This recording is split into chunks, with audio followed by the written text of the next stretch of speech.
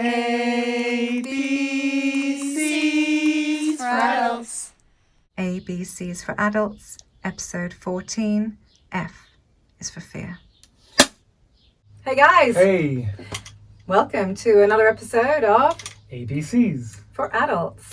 So we're on F's, everyone. Yes, we made it to the F's. We did. So we all learnt in school that F was for flower. See Francesca's lovely flower here. It's lovely. Very trippy kind of flower.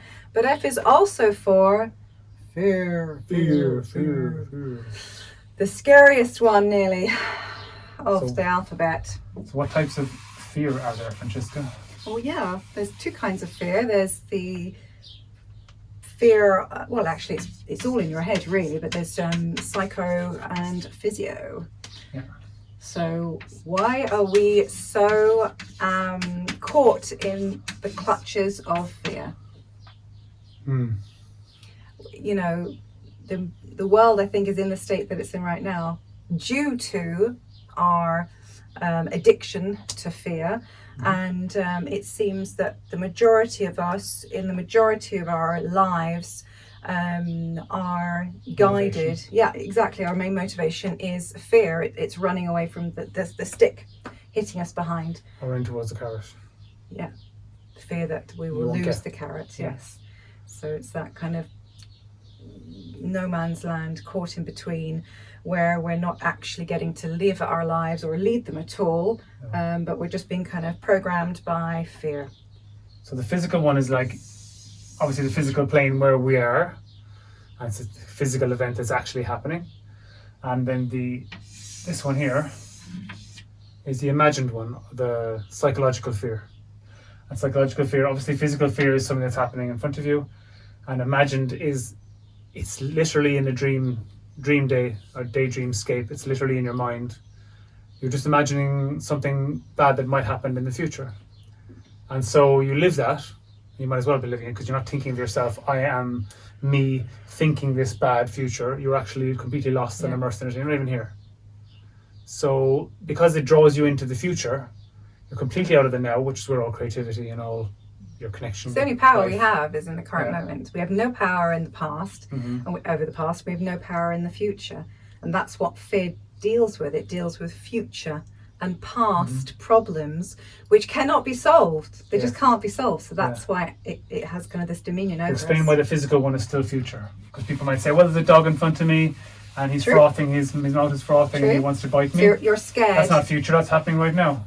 Well, it's not actually happening right now. The fear is never something that's happening right now. Fear is intrinsically connected to the future, to a moment that you cannot change. So even if you're fearing something about the past, you're still fearing about a effect that past mistake would have. So if there is a dog, I mean, we all love dogs, so I don't know why we're picking dogs, but let's just say, just in case.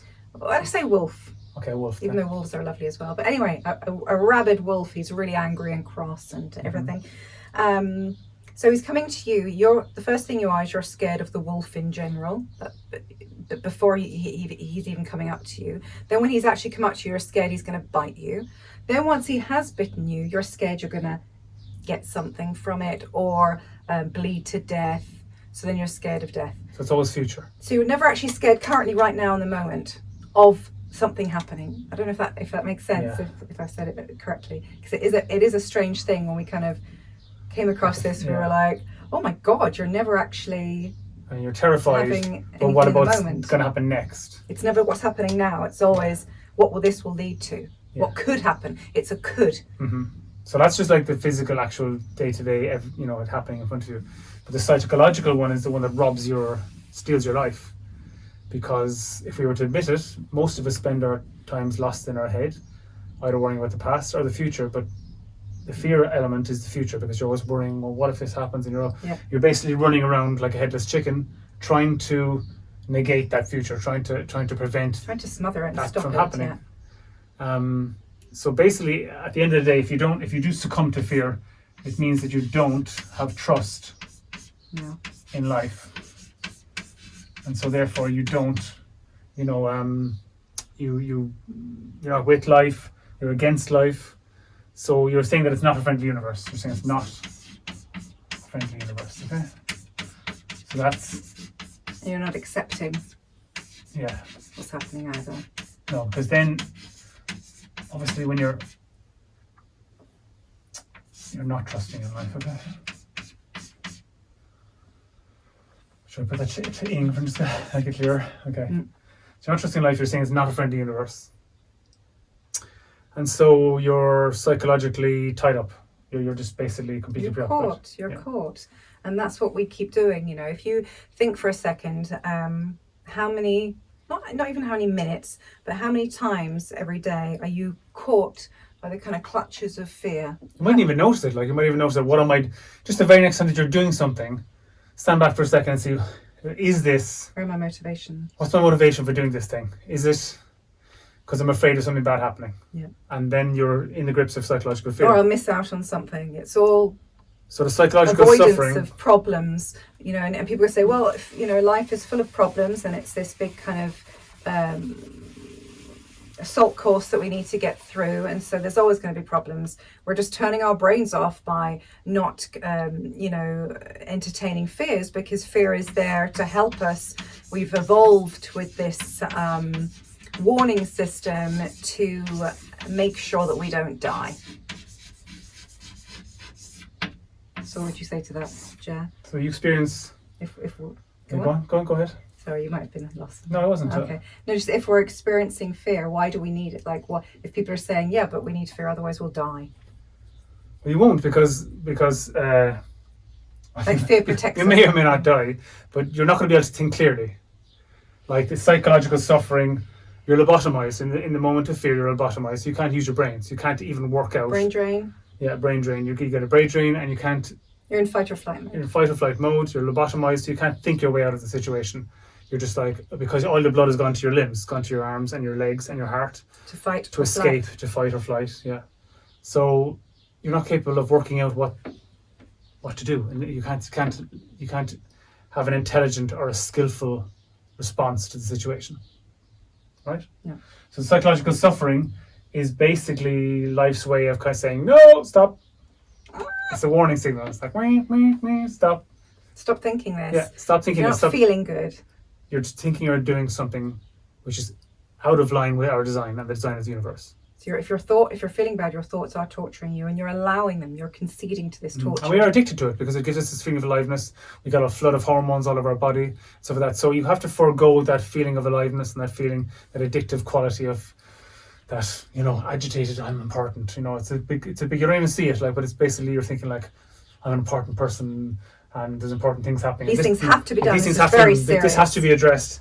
This is something that's. But also, it puts you in, when you're in a fearful space, in that fight or flight mode.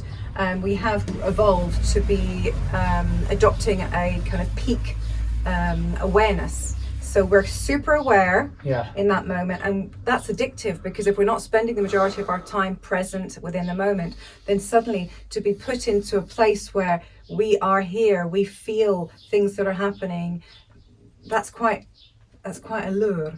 And so you're feeling very much in the moment, like kind of like horror films. Yeah, exactly. Like 1/24 of a second. Exactly. You're feeling very alive in that moment, and so on and such. And that buzz is very addictive. So the pain we feel, or that kind of like agitation, not only is addictive, but it invites you to further investigate and consider the importance of this whole thing. And it's like that's the exact opposite in terms of if you want more peace in your life and you want to be more relaxed and you want to enjoy your life more, because it's not a very enjoyable way to spend your life, is to heed the warning of the pain. The only way that the universe can smack you away from it is to give you a smack in the bum.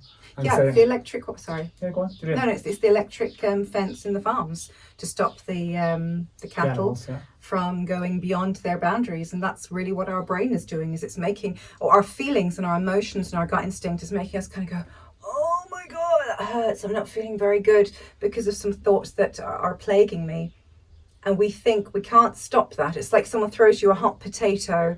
Or a hot rock, and you're like, I have to hold on to it. Your hands are burning. Yeah, but it got thrown to me. Yeah, it's just educating yourself that it's a really weird there's no need to hold on to it. Yeah. It doesn't serve you. There's no intelligence involved in prolonging your pain.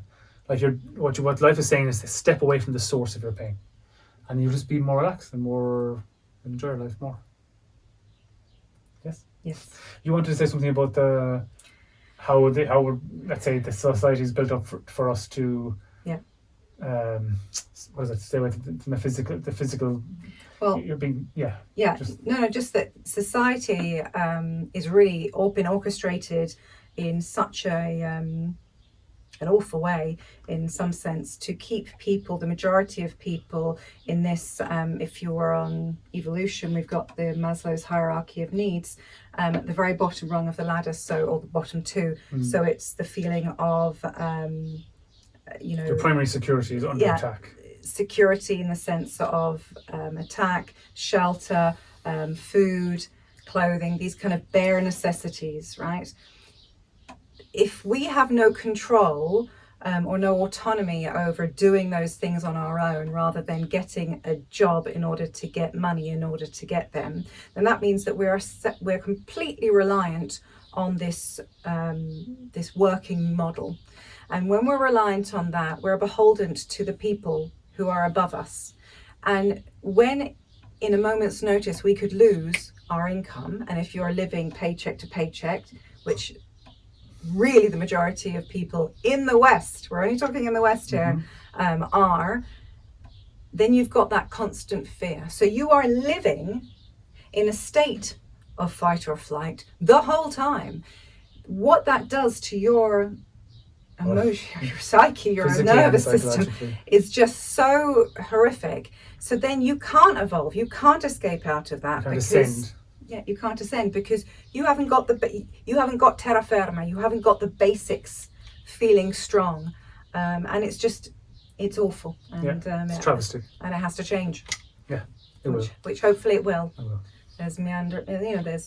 There's definitely a feeling in the air that we're coming to the end of a certain era, and I hope that that the new one will unconditional obedience to a small group of people. It's not really very fair, and hopefully the new one will be a bit more equal, and less a bit more local and stuff. But anyway, that's another conversation.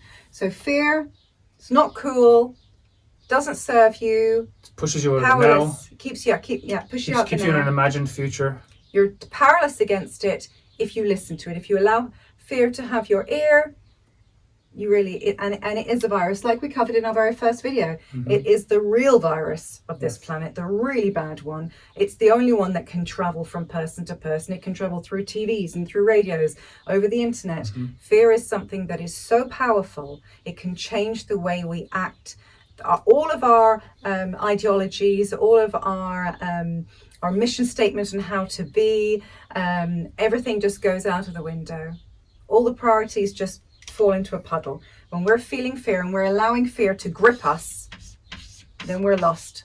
We've got the brain drain, we've no blood circling there, we just become these kind of lemmings and just follow the herd. So guys, if you can, try and, the first step, like Alcoholics Anonymous, the first step is realizing that you dabble in fear, that you're a fear addict, and then it's witnessing that and slowly and surely weaning yourself off it and testing yourself when there's a voice saying, oh, like it really works. Whenever we have something fearful and then we go, it's going to be okay, it's going to be okay, it's going to be okay, it's going to be okay, and just go, I trust you, life, hand on the heart, kind of Indiana Jones walking off the cliff moment. Not once have we ever been punished for that. No. Not once. Always rewarded.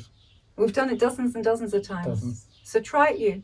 Don't believe us, try it yourself. So before you can do that, you really have to be sick of fear. And you won't do it until you're sick of fear. And yes, you have to be really sick to your back teeth. You've just fear. Had enough. You're like, I don't care anymore. Yeah. Fine. Because the fear always goes, well, you're going to be an ostrich stuffing your head in the sand. Fine, then I'm an ostrich stuffing my head in the sand. Then I die. When in fact, being a victim of fear is sticking your head in the sand of fear. The irony. And you're not actually living your life at all because you're spending all your time in the worst possible scenario, future, which never actually happens. That's burying your head in the sand. That's not being a part of life. That's not being in the moment. That's not actually living. That's not actually connecting to life. That's not actually growing. That's not actually becoming happy or living the best version of your life. It's just not going to happen. So don't listen to the propaganda. No. So what's the cure for fear? There's only one cure, begins with F as well. It's faith. That's the only thing that just dissolves it and deletes it. Faith in life. Faith in life. That's it. That's it, guys. There's nothing more complex than that. Maybe we should have started the video just saying, have faith. Save time. We can do a short version, which is just faith in life. That's it. Finished. Okay, that's it. It's a fairly reasonably short one, but it's a very important one.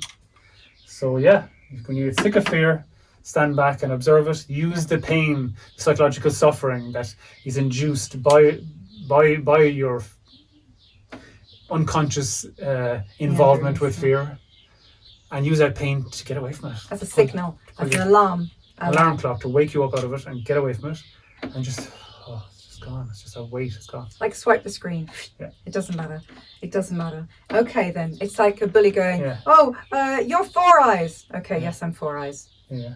Now, what does the bully do then? It doesn't have anything, it has no ammo. It's when we fight it, what you resist. Just drop it and just go, okay. So basically, dare to call fear's bluff. Yes. Okay, call fear's bluff. Even just do it once. Just do it as an experiment. Just do it once this week. Just do the next time you have a big fear. Just call its bluff and see what happens. Always trust your instinct, though, just in case the instinct is going, don't go down that dark alley. That's a different thing. I thought with psychological fear, where you're imagining a future scenario which it has nothing. Like if you were to kind of stand back and go, hold on a second, is this actually happening right now? And nothing of what is happening right now is connected to that fear. Dare to call that fear's bluff. And just one last thing before we go is the, again, ridiculousness of this is you're so scared that a future event is going to happen. So what does fear do? What does the ego help it with? It then forces you to be reliving it in your head in the worst case possible scenario where you can't escape from it. So you might as well be just there. It is happening to you. Because as I said before, it's not you thinking, I'm thinking this. It's just you in it. You're immersed in that and you're lost in that. And you're feeling the suffering. And your body doesn't know the difference because your body, I said this a million times, it depends on you to interpret reality through your senses. So basically when you're thinking this and you're switched off and you're daydreaming of this nightmare, your body sends the same hormones around your body as if this was really happening. And it's really tough on the body. And that's what leads to chronic disease. And dis-ease, yeah. Literally, you're psychologically and physically under attack because you're imagining this thing. You're imagining you're creating your own suffering by imagining the worst possible case scenario of something that just isn't happening. It's literally insanity in a way. It is a type of insanity because it's not a sane behavior to imagine something that's not happening and keep playing it over and over in your head. Yeah.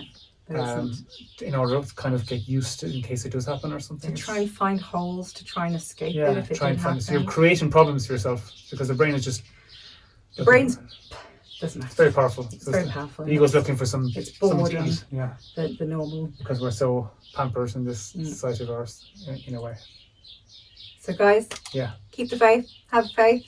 That's the only antidote for fear, and treat the bad feelings that fear gives you as an alarm to say step away from the fear. Okay. Thanks for joining us, guys. And we will see you in the next one. Ciao. Ciao for now.